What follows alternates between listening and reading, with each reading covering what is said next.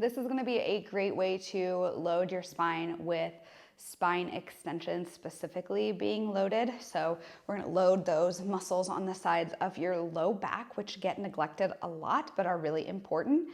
A lot of the times I like to do this exercise with a GHD machine, but if we don't have something along those lines, then a box or a bench can also work.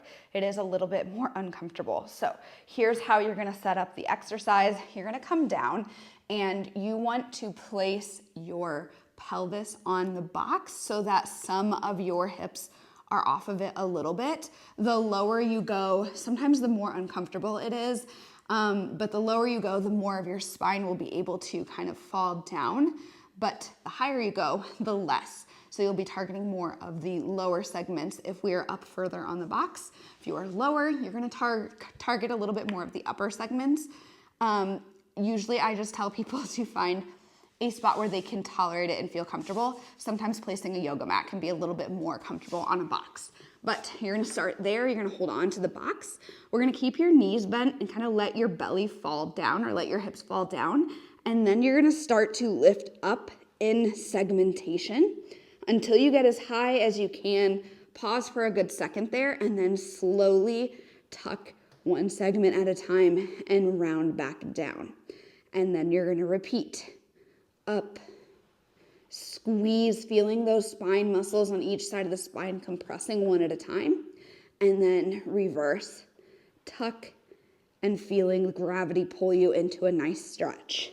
Now, you are going to need a lot of upper body strength for this, so it might not be a great option for you if it is really hard to maneuver, but this is one of the great ways that you can actually target those low back muscles and load them against gravity. So if this is challenging at first, sometimes we just have to get used to the movement. I highly recommend practicing spine segmentation like in a quadruped position, not loaded, right off the bat. But this is a great way to progress that exercise, and we can make it more challenging by adding some pauses at the end of either when your hips are all the way up or when they're all the way down, and doing more reps from just the handful that we usually start with.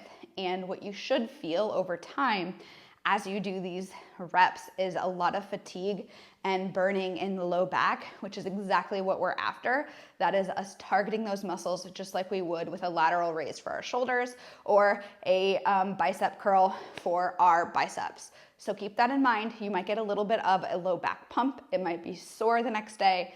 It should not be super sharp and really painful, but you might have some muscle soreness because those muscles are not used to getting some direct work. So keep that in mind and make sure that you progress these over time because they can be really helpful in building a strong and happy back.